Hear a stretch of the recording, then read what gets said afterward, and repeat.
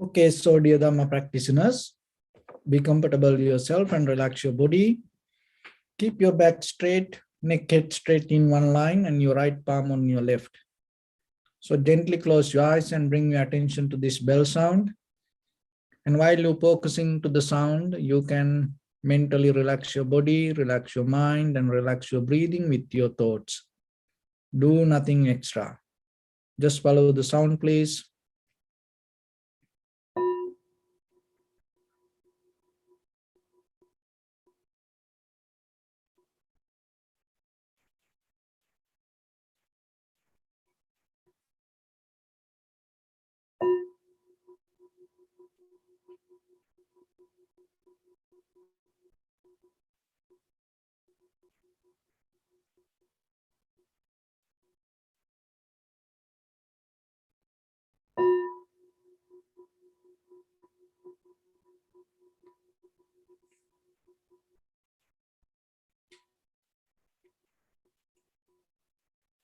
Namo tassa bhagavato arahato samma sambuddhassa. Namo tassa bhagavato arahato samma sambuddhassa. Namo tassa bhagavato arahato samma sambuddhassa. Homage to the Blessed One, the Exalted One, the fully enlightened One. So dear Dhamma practitioners, before we get into our practice session, we'll take few minutes to clarify, understand ourselves, how this meditation can help for us to cultivate our mind. So you should remember the very purpose of this whole practice to cultivate our mind, develop our mind, purify our mind. From what? From greed, hatred, and the delusion. So how you can purify it? You cannot purify your mind from greed, hatred, or the delusion by depending on past or the future. So then the very place is the present moment. So in the beginning, then you have to be a skillful person to come to the present moment. Because once you come to the present moment, your perception going to bring the clear informations. That is what you need in the very basic level. Because in day-to-day life as ordinary people, most of information we get and most of the things we do out of our past experience. Or maybe regard thinking about the future. In that very moment, what happens, you disconnect from the present moment. If you disconnect from the present moment, on the top of that disconnection, whatever you gain, it's not going to become perfect or accurate. So once you come to the present moment, then you can see the past and you can see the future. Seeing the past and the future is two different ways. It is not about thinking. Thinking is a conscious effort, but seeing is not a conscious effort. As a human being, the very nature of the consciousness is seeing. So then you allow your inner nature to happen itself. Then another way it called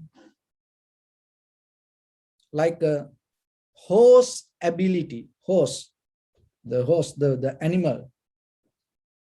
Why it called horse ability? You have to open your horse ability, and another way it called, you have to allow your horse to run.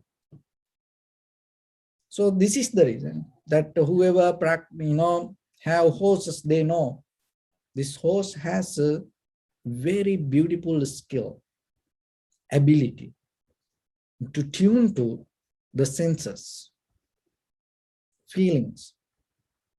And any horse rider knows there is one technique they learn mostly when they ride horses. This is the thing.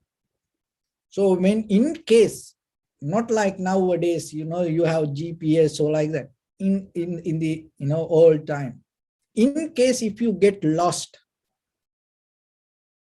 in the middle of the jungle, don't try to guide your horse.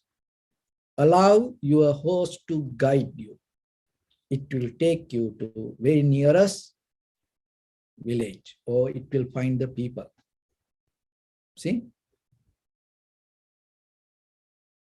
That's the horse can do that. But as human beings, why we cannot tune to that? We have that ability more than 100 times and better than the horse. But we cannot get into that. Why? Because we mostly depend on past and the future. So then the present moment is kind of like allowing your horse to run.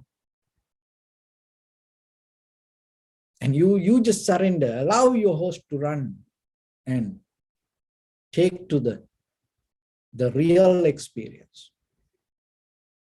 For that, you have to kind of like have a preparation. So the meditation itself, not a kind of like just you closing your eyes and sitting. So you have to add your lifestyle. You should be around and tune and bring other things around your lifestyle to help for your inner development. How you can do that? So today I want to give you one technique. So that's it's your environment and the cloth. So there is a research has done. This in psychology field, there is a psychological phenomena. It's called cloth cognition. So the cloth cognition means the human has deeper ability connected to people's cloth and related to that cloth stories. So, as example, just imagine that you are in a very public place and you sitting and talking, everything very calm and relaxed. So, there is a person wearing kind of like sports garments, running shoes and putting a headphone, and that person running. And then you see that person.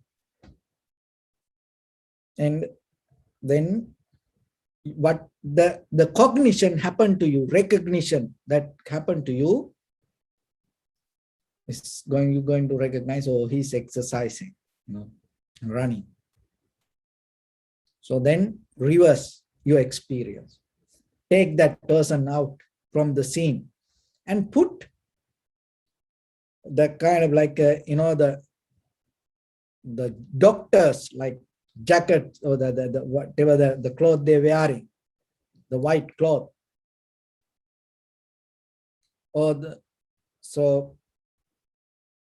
And then put that person to the same place. And now you go back to the same scene and you talk with another person. And this doctor and the same person, to the same speed, to the same direction, keep running, and you see. So then, what happened to your cognition? In the first level, that you recognize that person, is a kind of like doing exercise, the same action.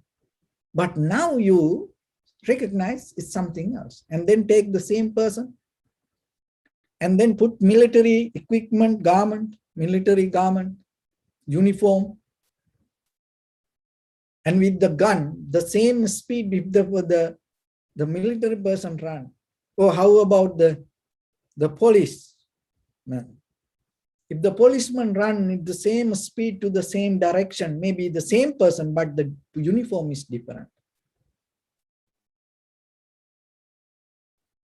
And maybe a monk wearing a robe and running, maybe monks don't run mostly, but walk in that to the same direction. So when you see that, what happened to you? See that how your cognition changed according to the cloth. And the experiment done is this.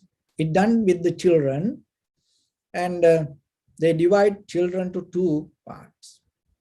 And they gave with the keys to unlock very difficult, tired door and enter to a place. It's a very difficult place to enter. So in the very first group, and they just the ordinary children and wearing the ordinary clothes. And they went and they got tired very easily and they get out of it. And then what they did, they put garment like the Spider-Man's, Superman. So like that, the jackets to these children, different children. And told, okay, you go and open that door. So what happened, these children went there and they didn't give up that task. And most of the children, whoever had that kind of cloth wearing, and they able to go through that all the difficulties. So that is very important for you in day-to-day life. Because that whatever the environment and the cloth that we wearing and change our mindset. So then in day-to-day life, you have to remember. And whatever the lifestyle you want to develop, and you have to have the cloth related to that. So in day-to-day life, in ordinary life, so keep the very clean cloth with you. And the clean, once you become clean with the cloth, it make you healthy and it make you more comfortable. You don't need new clothes, you need clean clothes.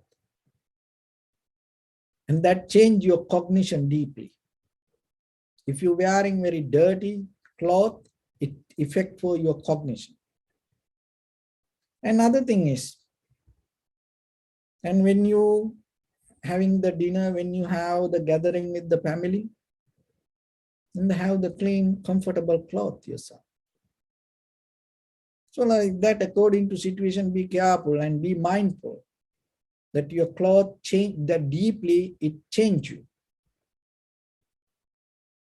And so for meditation, keep certain kind of cloth.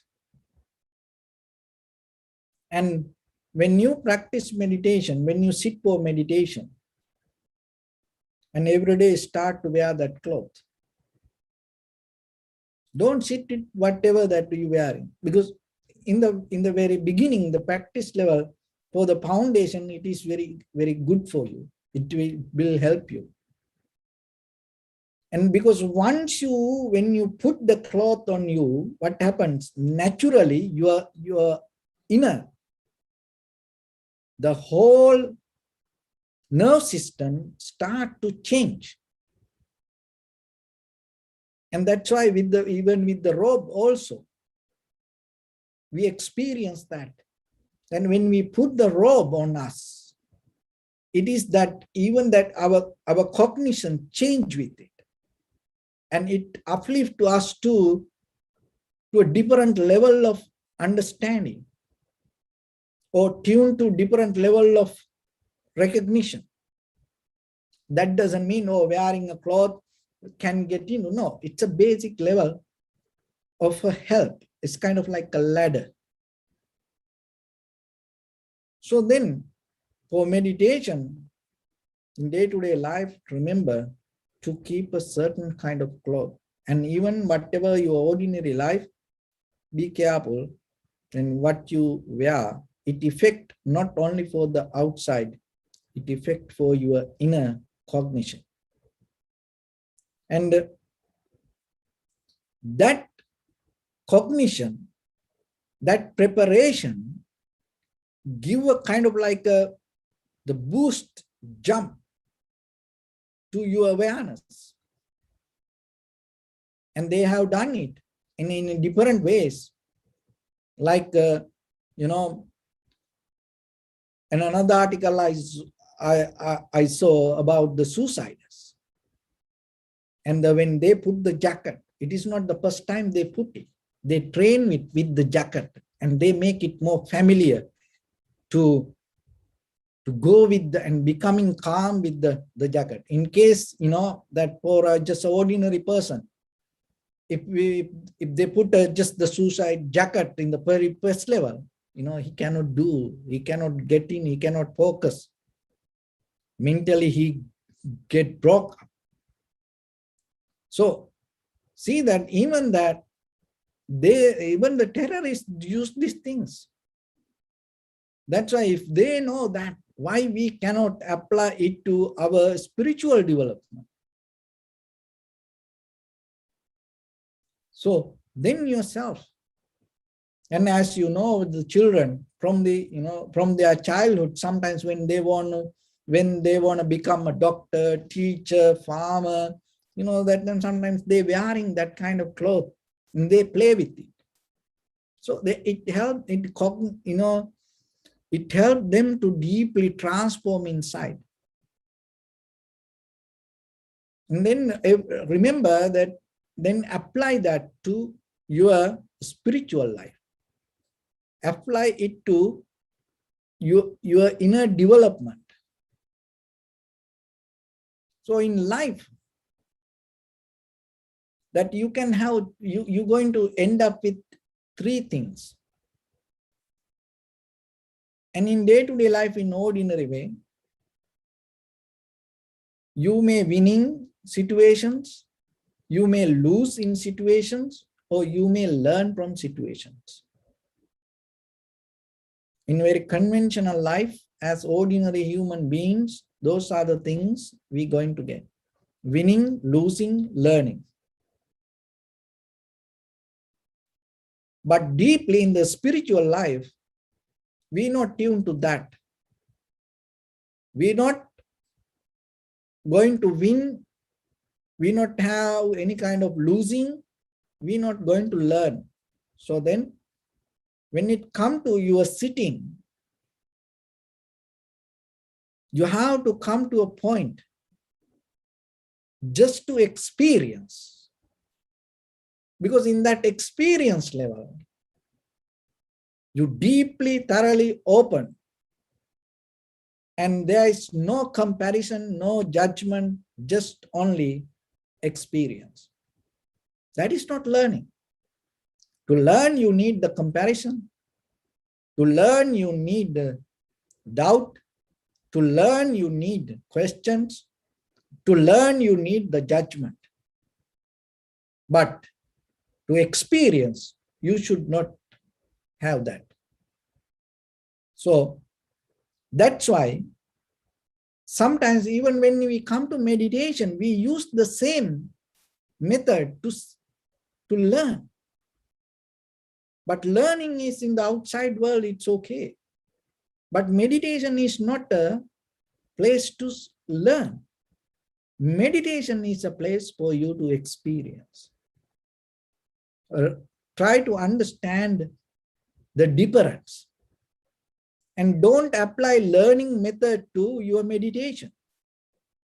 And maybe in the outside world, You cannot apply the experience method to your conventional life. As example, driving. You cannot apply the moment of experience. You have to learn. Because otherwise, if you're going to experience, maybe that's going to be the end of your driving, and maybe that's going to end of your car, and maybe it is going to end of you, and maybe it's going to end of you and maybe another person. No, first you have to learn. So that is something. But most of the thing that sometimes when it comes to meditation, we try to learn. So don't come with the idea to learn. You come with the idea to experience. So when it comes to experience, the one of the important thing, don't hold into any kind of hopes. When you learn, it is okay. Get out of the hopes, not easy. Why? Because as human beings, we born to this world with the hopes. We are the one who brought hopes. We live with the hopes. We nourish each and every cell in our body, nourish from the hopes. And we give the hopes and we take the hopes. We develop the hopes, we cultivate the hopes. And that hopes more strong and better and huge than all these construction things in the world. And that hopes take us to, beyond the death sometimes. But when you come to experience not about something, experience just what is happening right now, right here within you. You don't need any hopes for that. So don't come with hopes. Just let it happen and just experience it. So in the beginning, maybe sometimes it takes time to digest to yourself. What is that? How I can do it? But once you get the idea and try yourself and practice yourself little by little by, and because when there is no hopes, that is where acceptance comes. You accept, surrender. And once it comes to like that way, there is something happen in you. Because the hopes create the fear. Deeply there is a connection with the hopes.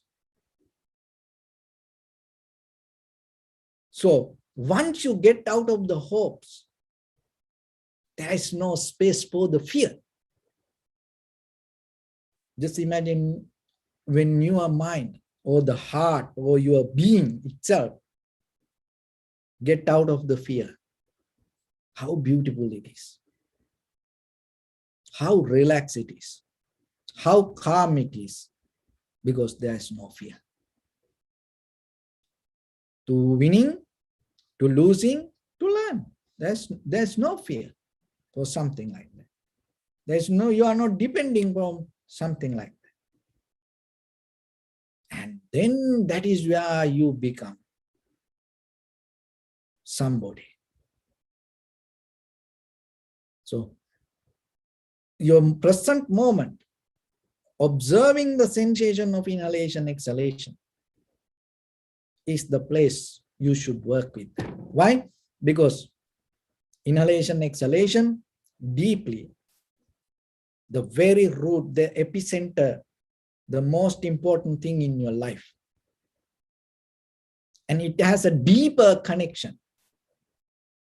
Fundamentally, in the bottom line of your each and every cell has a deeper silence, strong connection with each and every inhalation and exhalation. It's never going to any place disconnect or missing, nothing. From birth to now, And even from here to your death, it's never going to disconnect for a moment. Just imagine your entire body, trillion cells have a deeper connection, and each and all this, every organs in you, every cell, every vein, each and every blood, in you, each and every moment, each and every action, each and every recognition in you, a trillions wiring, firing, this the brain cells, neurons in you, that everything come together because of the inhalation, exhalation. That make you as a whole living being, as a you. So then you no need to hope to be with it, because that is what you are. It will make your life real. You don't need any hopes to experience that. So that's why observing the inhalation, exhalation is make a very comfortable place for you to sit. Another thing is your body, mind, breathing has a deeper connection, and your brain, your heart, maybe, as ordinary people, we learn languages and we talk languages and different language, but your heart and your brain and each and every cell in your body can understand only one language. That is your inhalation, exhalation. And other thing is, when it comes to brain development, as you know, nowadays, there are many pharmaceutical products come about the subject related to this brain development. But one of the major barrier when it comes to our brain development is our wrong inhalation and exhalations. If you are practicing right inhalation, exhalations, that is the best help you can gain for your brain development. It develop your thinking ability, recognition, logical ability, so like that many. So somehow tuning to inhalation, exhalation, you gain in a conventional level, you gain a lot of benefits, and at the same time, our main purpose is just experience the moment. So settle down with it, be more comfortable. Don't look for anything. Don't sit with the hopes.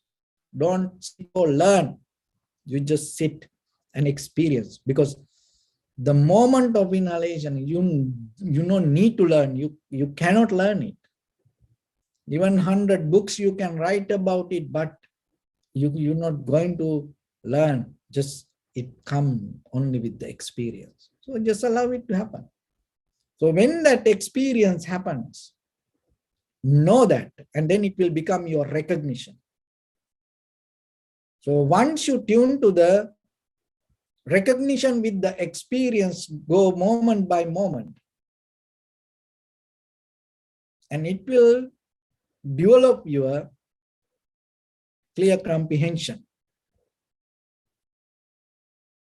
And once you have the clear comprehension with your perception, you become more and more and more clear.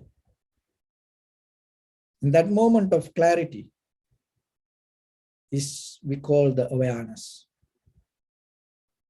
So that once you have it, from that point, it make more comfortable, and it may be feel you kind of like a different experience, but from there we have a purpose to go more deeper. From there you look that whatever the experience comes, look into it and see. And then when you see, you should not have any kind of idea in you. So in the very first level, when we come to a point called tranquility state, that is one thing happens. Because in ordinary life, when we see things, when we hear, smell, taste, we have something in our mind. We have an inner conversation while we experience. That is what called sanskar, or mental formations, or volitions, or cankers. So that means what you experience is not separate from your past. So that's why this cloth cognition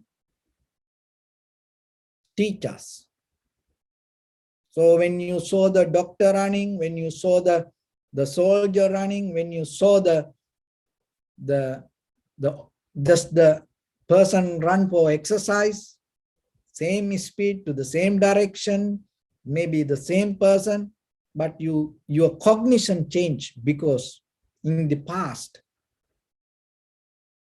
you knew something. And that is how our day-to-day life things happen. But when you tune to the present moment, in that very present moment, you drop that all. You need to drop that to experience.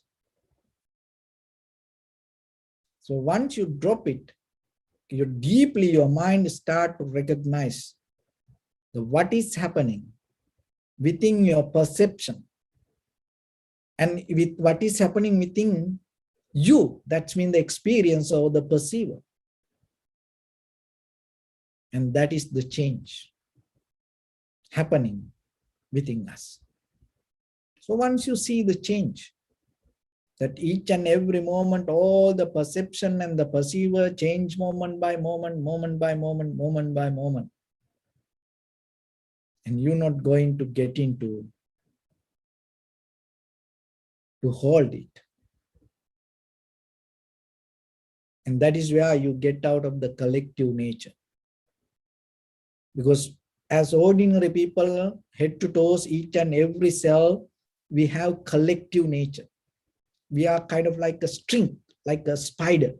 When a situation comes, happy or sad or worry or painful, we shrink. And maybe you have seen sometimes when you're afraid, when you get angry, mad, your fingers become like this. When you feel cold, and when you even feel happy, your fingers get like this.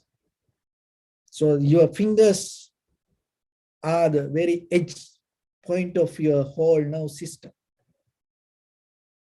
And it's deeper, that inner reaction happened, but you can see through the fingers. And when you deeply experience the change, it releases. It release means not only just the thought, the entire your body start to open, release. That is where your energy level start to go higher.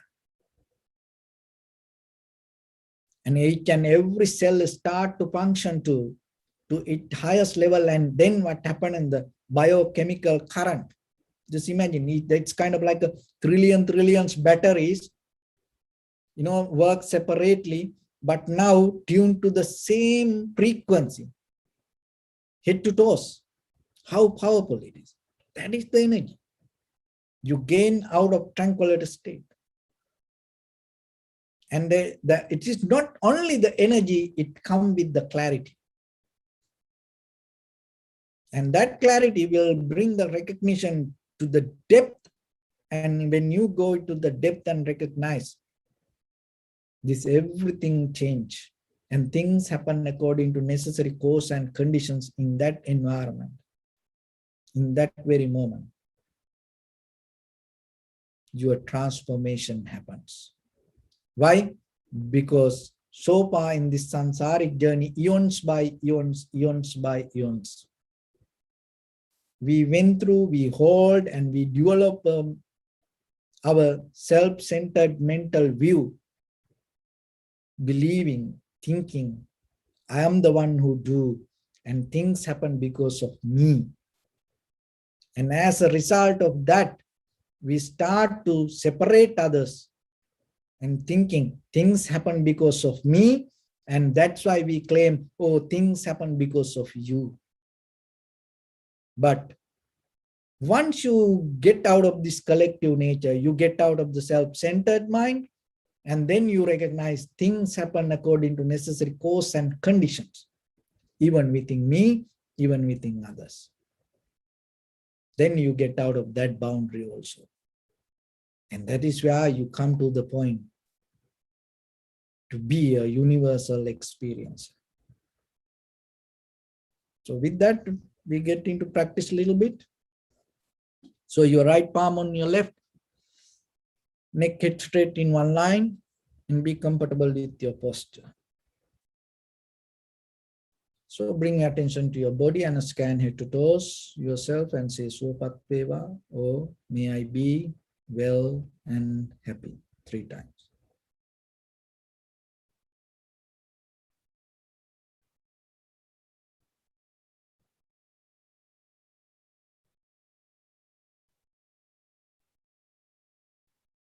Take a moment and think. We gathered here in this moment to practice this ancient meditation technique.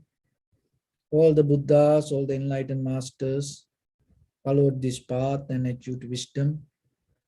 So we also gathered here to accumulate that knowledge. In this moment with this sitting, may my body become more comfortable, may my breath be more smooth, may no difficulties come to me, may all the success come to me. Also think for a moment, this is the last moment we're spending in this very lifetime, and detach your mind from all your past memories and as well as any kind of future thoughts. Just try to remain in the present moment, observing the sensation of your inhalations and exhalations. So in the beginning, deeply and gently, breathe out 3 times, please, and find the sensation.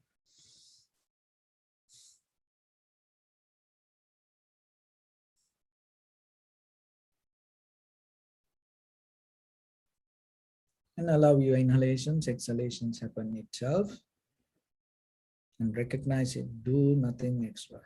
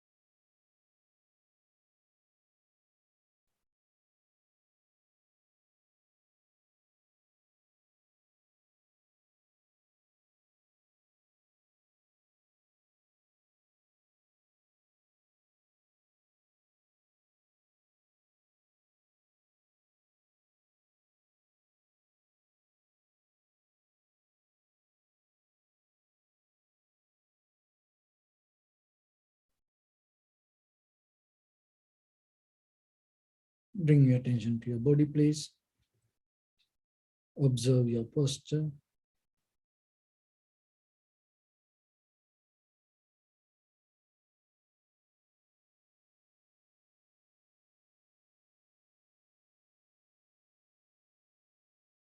We cultivate loving kindness and compassion in our heart and radiate it as a light through entire your compound, village, city, state, country, world, around this universe.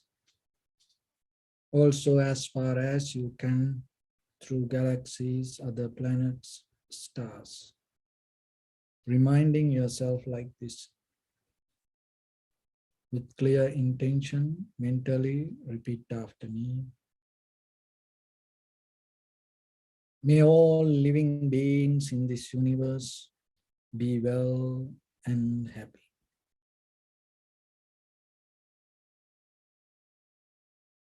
May everyone be happy and safe, and may their hearts be filled with joy.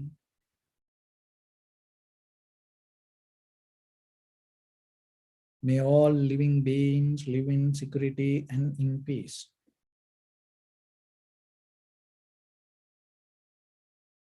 Beings who are frail or strong, tall or short, big or small, visible or not visible, near or far away, already born or yet to be born. May all of them dwell in perfect tranquility.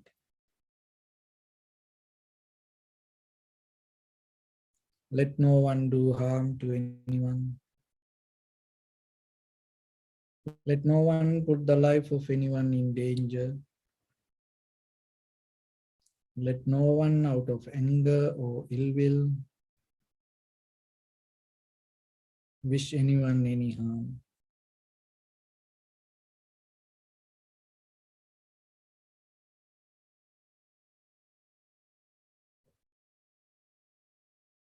Expand the loving kindness and compassion beginning from your heart.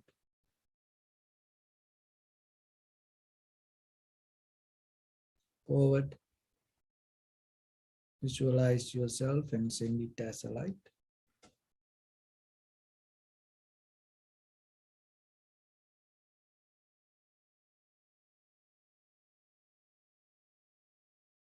To your backside.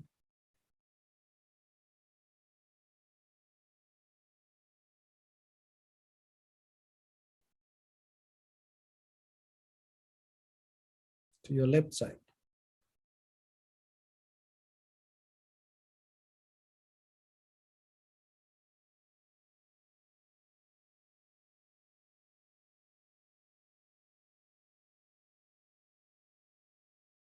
And to your right side.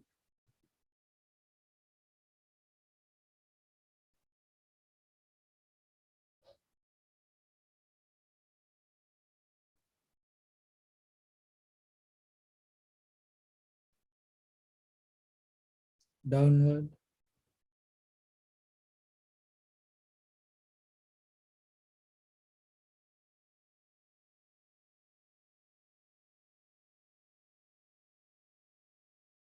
And upward.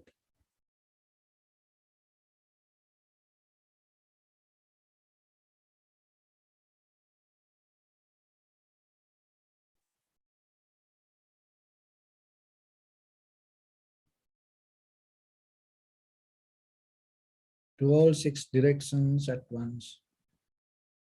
Like the moon, the sun, spread the light, spread the energy, without any condition, without any limitation, without any resistance or without any judgment. Let your heart to shine with the loving kindness and compassion from the bottom of it with the maximum effort to the highest.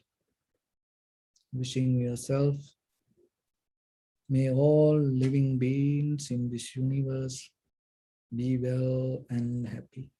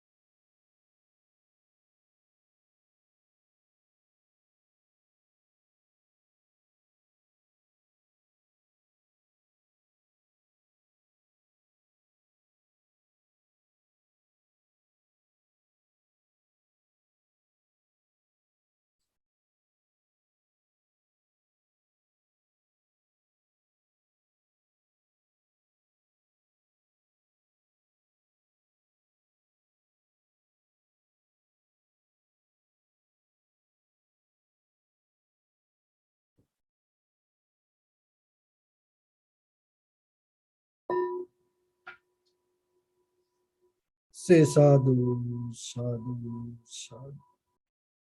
So first of all, we offer this practice to the great qualities of the Buddha, Dhamma and the Sangha. And also by the power of this meritorious deed, may all of us attain to the supreme bliss of Nibbana. Also by the power of these meritorious activities, may all of your guardian angels and deities will receive these merits and increase their longevity and protect all of you from any kind of planetary influences or any ill effects. Ittavata chammehi sampadang punya sampadang sabbe deva anumodantu sabba sampatti siddhya sabbe bhuta anumodantu sabba sampatti siddhya sabbe satta anumodantu sabba sampatti siddhya. Imaya dhammanu dhamma patipattiya buddhang pujemi dhammang pujemi sanghang pujemi addaya imaya patipattiya jati jara vyadhi maranam ha paribunjissami idam me punya kammang asavakkaya vahang hotu sabba dukkha pamuncatu. Bless you.